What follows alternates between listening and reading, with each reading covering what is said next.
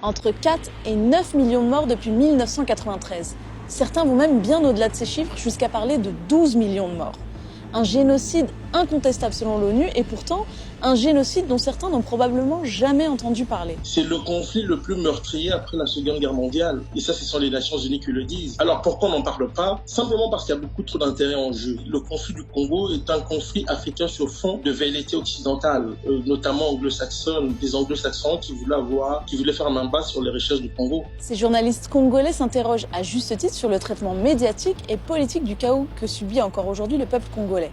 Comment et pourquoi des millions de morts ont ainsi pu être passés sous silence, si peu documentés, et comment se fait-il que la communauté internationale ait si peu réagi? Il ne faut pas qu'on oublie que les gros groupes médiatiques sont toujours financés. Il y a énormément de lobbying derrière les médias, et je pense que, étant donné l'implication et les profits, les gros profits que font aujourd'hui les multinationales occidentales sur le sous-sol congolais, mettre la lumière sur ce qui se passe au Congo, je pense que c'est juste pas bon pour les finances, c'est pas bon pour le profit. En gros, aujourd'hui, on peut clairement affirmer que tous les pays industrialisés et la grande majorité des multinationales ont un intérêt quant aux ressources énergétiques et aux minerais présents en RDC.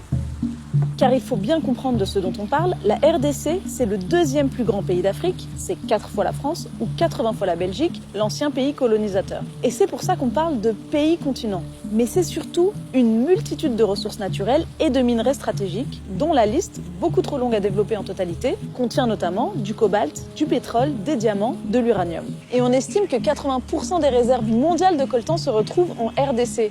Et ce minerai-là, on en profite tous, puisqu'il est présent dans tous nos objets électroniques du quotidien, nos ordinateurs, nos voitures et nos téléphones portables. Quand je dis une minute de silence, quand tu m'appelles sur mon phone en mémoire des Congolais morts pour mon iPhone, c'est que c'est vrai, même moi, j'en ai un dans ma poche, sans lequel je pourrais pas vivre. Mais par moment, c'est important que je pense aux personnes qui ont versé leur sang pour ça. Beaucoup d'États sont impliqués et gagnent au maintien de l'instabilité au Congo. Quand on voit l'importance du coltan dans les enjeux de concurrence entre multinationales, on comprend qu'il n'y a aucun pays industrialisé qui pourrait affirmer, d'ailleurs ils préfèrent ce terme, qui pourrait affirmer qu'aujourd'hui il n'y a pas de lien, ils n'ont pas de commerce avec le Congo. Mais alors vous me direz, ok, c'est un pays riche en ressources naturelles, comme d'autres pays en Afrique, mais quel rapport avec le génocide ou les massacres de population ?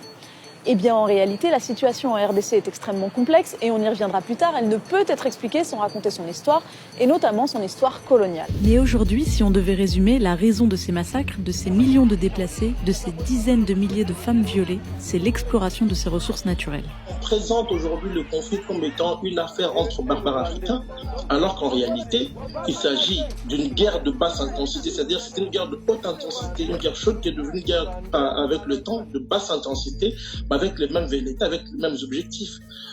Terroriser la population congolaise, l'emmener à se déplacer et à céder des terres qui vont être occupées par des populations venues d'ailleurs, notamment du Rwanda, et des multinationales qui tiennent à faire main basse sur les richesses de cette partie du pays. Le chaos est quelque chose qui arrange. Le chaos est nécessaire pour que le pillage puisse perdurer.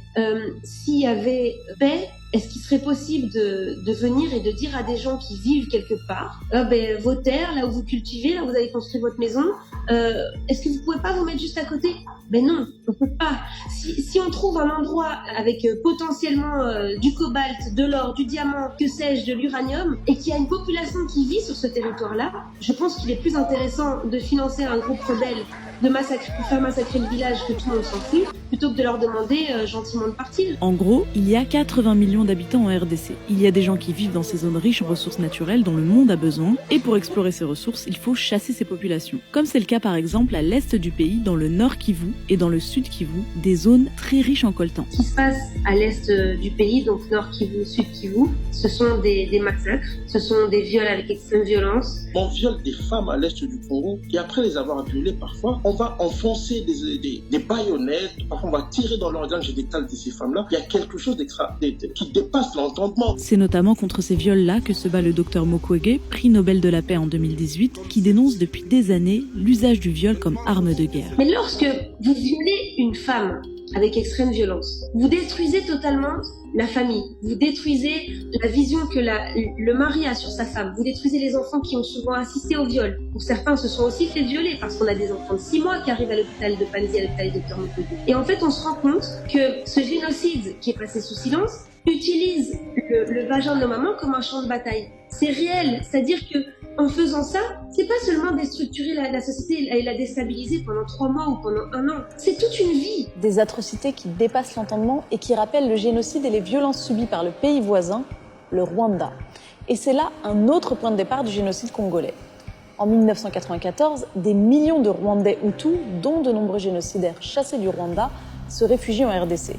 Des terres sont accaparées par l'armée rwandaise, des massacres sont perpétrés comme au Rwanda, et des viols sont commis avec extrême violence. Donc on a toute une série de facteurs liés à la fois à la fuite des génocidaires, mais aussi à leur instrumentalisation après, qui va expliquer l'installation de la violence. Mais en réalité, cette violence extrême que connaît le peuple congolais remonte bien plus loin dans son histoire, et notamment dans son histoire coloniale. Depuis le 19e siècle, il a été l'objet de tous les appétits. Une première phase qui était autour des richesses liées au caoutchouc et qui a donné un vrai désastre au Congo, puisque ça a été une des colonisations les plus dures, une des colonisations les plus barbares. Et là encore, des millions de morts, 5 à 8 millions, peut-être même 10. L'une des conquêtes coloniales les plus sanglantes du 19e siècle. Adam Hochschild, journaliste américain qui a publié une enquête sur la colonisation du Congo belge, parle d'Holocauste oublié. Il raconte la barbarie du roi belge Léopold II qui, pour faire prospérer le commerce d'ivoire et de caoutchouc, met en place une exploitation impitoyable. Esclavage, déportation, travail forcé, flagellation,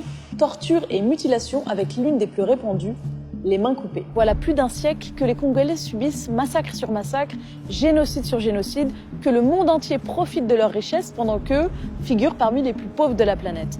Et aujourd'hui encore, la situation chaotique dans laquelle tentent de survivre certaines populations congolaises est la conséquence directe de nos modes de vie. C'est à cause de ça ce qui est en train de se passer au Congo. Les gens sont massacrés pour cette course au profit. Tant que dans ce monde, l'argent passera avant l'humain, je ne vois pas comment est-ce que les choses pourraient changer.